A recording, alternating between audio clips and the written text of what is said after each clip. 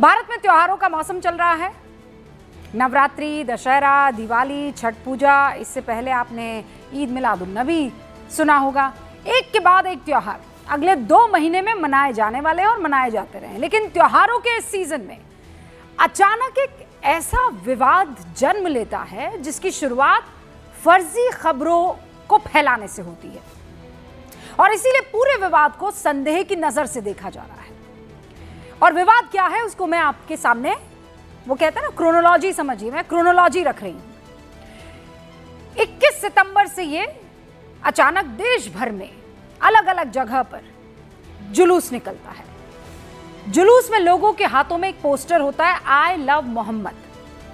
जब हम इस पोस्टर को देखते हैं तो चेहरे पर 2 इंच की मुस्कान आती है और अच्छा लगता है। क्यों अच्छा लगता है? क्योंकि इस देश में हर धर्म को मानने की इजाजत है, हर धर्म को फॉलो करने की इजाजत है। और ऐसे में अगर मुस्लिम भाई बहन आई लव मोहम्मद इस पोस्टर के साथ निकलते हैं और कहते हैं कि हमें मोहम्मद सल्लल्लाहु अलैहि वसल्लम से मोहब्बत है, हमारे पैगंबर से हमें मोहब्बत है, तो बड़ा अच्छा लगता है। चेहरे पर, जैसा मैंने आपको कहा, एक बड़ी सी मुस्कान आती है। इंग्लिश में कह सकते हैं ईयर टू ईयर ग्रिन। जाहिर है भारत जैसे लोकतांत्रिक मुल्क में इस आई लव मोहम्मद के बैनर तले जो जुलूस निकाल रहा है उससे किसी को एतराज नहीं होना चाहिए और ना ही ये कोई गैर कानूनी चीज है। आपकी आस्था जिसके भी प्रति है उससे मोहब्बत का इजहार करने में कुछ गलत नहीं है। जैसे ही आई लव मोहम्मद के पोस्टर वाली रैलियों की खबर फैली, वाराणसी से लेकर मुंबई तक I love Mahadev, I love Shri Ram, ये पोस्टर भी दिखने लगे। अब इसमें भी कोई दिक्कत नहीं है। क्या दिक्कत होनी चाहिए? हर धर्म के लोग को अपने देवता से, अपने पैगंबर से, अपने खुदा से, अपने भगवान से मोहब्बत के इजहार का हक है। लेकिन इन सब के चक्कर में हो ये रहा है कि त्योहार के माहौल में नफरत की एंट्री हो रही है। ये प्यार दिखाने के चक्कर में नफरत हावी हो रही है, शक्ति प्रदर्शन किया जा रहा है। गुजरात के गांधीनगर में बहियाल गांव में आई लव मोहम्मद और आई लव महादेव को लेकर सोशल मीडिया पर पोस्टर वॉर शुरू हो गया। अच्छा, सोशल मीडिया पर जो चल रहा था ठीक है, उसने हिंसक रूप ले लिया। आई लव महादेव के पोस्टर की अपील करने पर मुस्लिम समुदाय के लोग भड़क गए और एक दुकान पर पथराव करने गए। उसके बाद गुस्सा कम नहीं हुआ तो पास में चल रहे गरबा उत्सव में पथराव की खबरें आई। इसमें 2 से 3 पुलिसकर्मी घायल, कई गाड़ियों के शीशे टूट गए हैं। मामले में अब तक 60 आरोपी जो हैं वो गिरफ्तार किए जा चुके हैं। कर्नाटक के दावणगेर में आई लव मोहम्मद लिखे पोस्टर के साथ निकाले गए जुलूस के दौरान हिंसक झड़प की खबर आई। दावणगेर में एसपी के मुताबिक झड़प के दौरान जब पुलिस वहां पहुंची तो घरों के बाहर ईंट पत्थर पड़े दिखे। एक दूसरे पर हमला करने के दौरान इसे इस्तेमाल किया गया। इन हिंसक घटनाओं के बाद बड़ा सवाल यह उठ रहा है कि आखिर इस पूरे विवाद की वजह क्या हो सकती है? इन सब के पीछे कौन है?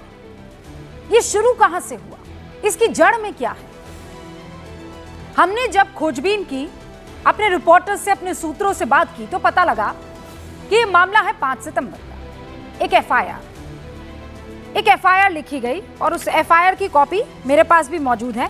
और पूरी एफआईआर में एक जो इंपॉर्टेंट चीज है, जो पैराग्राफ है, वो पैराग्राफ मैं साथ में लेकर आई। ये पूरे पैराग्राफ में, ये एफआईआर जो दर्ज हुई है उसमें एक जगह है, आई लव मोहम्मद का बैनर लगाकर नई परंपरा शुरू करने की कोशिश की गई जिस कारण सांप्रदायिक टकराव या तनाव की स्थिति उत्पन्न हुई। आज दिनांक 10/9/2025 को उपरोक्त दोनों घटनाओं की सीसीटीवी फुटेज में वीडियो रिकॉर्डिंग प्राप्त हुई, जिससे स्पष्ट हो रहा है कि घटना वाले दिन जुलूस में शामिल मुस्लिम समुदाय के युवकों द्वारा जानबूझकर सांप्रदायिक माहौल खराब करने को लेकर ऐसे कृत्य किए गए जिससे क्षेत्र में अराजकता फैल सके तथा सांप्रदायिक विवाद और आगे तमाम चीजें। अब मैंने कहां से पढ़ा? आई लव मोहम्मद से पढ़ा। इसके ऊपर आप ये पिंक में जो देख रहे हैं ना, हाईलाइटेड वर्जन, ये ना पढ़ा गया, ये ना किसी को बताया गया और भ्रम क्या फैलाया गया इसके नीचे वाले पैराग्राफ से, आई लव मोहम्मद वाले पैराग्राफ से। इसके ऊपर वाला पैराग्राफ किसी ने नहीं पढ़ा। इसका ऊपर वाला पैराग्राफ क्या कह रहा है, मैं आपको, प्लीज कैम टू स्विच कीजिए तो मैं बताती हूं ऊपर वाला पैराग्राफ क्या कह रहा है। ऊपर वाला पैराग्राफ कह रहा है 5/9/2025 को मुस्लिम समुदाय का 12 वफात जुलूस निकाले जाने पर रावतपुर गांव में हिंदू बस्ती से जुलूस निकाल रहे मुस्लिम समुदाय के कुछ अज्ञात मुस्लिम युवकों द्वारा रास्ते में लगे हिंदू समुदाय के धार्मिक पोस्टर को जानबूझकर जुलूस में शामिल कर गाड़ी संख्या वो मैं नहीं बता रही हूं, उसमें सवार मुस्लिम युवकों द्वारा डंडों की मदद से फाड़ दिया गया, जिसको मौके पर पुलिस मौजूद बल द्वारा स्थिति को सामान्य कराकर जुलूस को आगे बढ़ाया गया। ये है इंपॉर्टेंट पॉइंट। और भ्रम क्या फैलाया गया भाइयों और बहनों, दोस्तों? भ्रम यह फैलाया गया कि आई लव मोहम्मद कहने पर एफआईआर दर्ज हो गई इस देश में।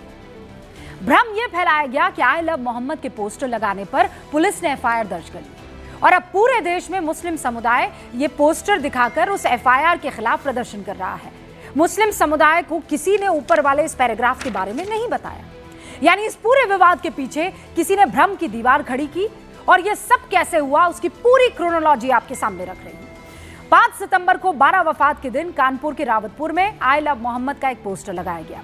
हिंदू संगठनों का कहना है कि ये नई परंपरा की शुरुआत है, जिसके बाद हंगामा बढ़ गया। पुलिस पहुंची, किसी तरह मामले को शांत करवाया। 5 तारीख याद रखिएगा। फिर आता है 9 सितंबर की डेट। 9 सितंबर को रावतपुर थाने में यही एफआईआर, जिसका अंश मैंने आपको पढ़कर सुनाया, ये दर्ज करवाई जाती है, जिसमें पुलिस के मुताबिक 12 वफात के जुलूस के दौरान कुछ मुस्लिम युवकों ने हिंदुओं के धार्मिक पोस्टर्स को फाड़ दिया और नई परंपरा शुरू करने की कोशिश की।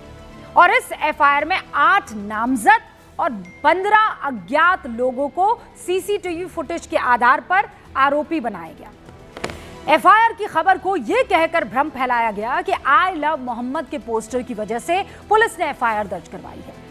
इसी के चलते उत्तर प्रदेश के कई इलाकों में एफआईआर के खिलाफ प्रदर्शन किया गया। हालांकि पुलिस ने जैसे तैसे मामला शांत किया। फिर आती है 15 सितंबर की तारीख। 5 सितंबर, 9 सितंबर और अब आइए 15 सितंबर। 15 सितंबर को असद ओवैसी इस मामले पर एक्स पर पोस्ट करते हैं। क्या लिखते हैं? आई लव मोहम्मद कहना जुर्म नहीं है, अगर जुर्म है तो उसकी हर सजा मंजूर है। फिर आती है 21 तारीख। 21 सितंबर के आसपास पूरे देश में आई लव मोहम्मद को लेकर प्रोटेस्ट होता है।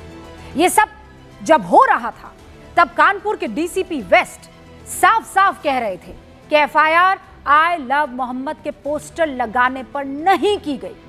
बाकायदा समाजवादी पार्टी के 3 विधायकों को भी पुलिस ने यह जानकारी दी। उन विधायकों ने बाकायदा बाहर आकर मीडिया में यह बात कही कि यह भ्रम फैलाया गया है कि आई लव मोहम्मद के खिलाफ एफआईआर दर्ज हुई। लेकिन अगर भ्रम खत्म हो जाए तो सियासत कैसे आगे बढ़ेगी, मैं आपसे पूछ रही हूं। जिस समाजवादी पार्टी के विधायकों को पुलिस ने सारी सच्चाई बताई, उसी समाजवादी पार्टी के सांसद मोहिबुल्लाह नदवी ने आज फिर कहा कि कानपुर का कौन सा पुलिस ऑफिसर था जिसने तख्तियां लेकर जा रहे मासूम बच्चों के खिलाफ एफआईआर दर्ज की और यह रास्ता दिखाया। पैगंबर साहब से सब मोहब्बत करते हैं। नदवी से एक कदम आगे बढ़ गए महाराष्ट्र से समाजवादी पार्टी के विधायक अबू आजमी, जो कह रहे हैं कानपुर में ईद के मौके पर लोगों ने आई लव मोहम्मद के पोस्टर लिखे, इस पर उनके ऊपर केस हो गया। महादेव और श्री राम नाम लिखने वालों पर पुलिस केस करेगी क्या? ये साहब ये लिख रहे हैं।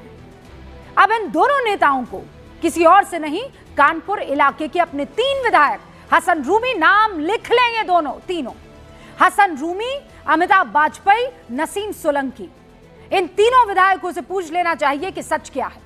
लेकिन किसी ने ऐसा करने की जहमत नहीं की। और ऐसे में गूंज में आज सवाल यही है कि त्योहार के मौसम में विवाद को बढ़ाकर क्या हासिल करने की कोशिश हो रही है। मैं शुरू कर रही हूं इस डिबेट को।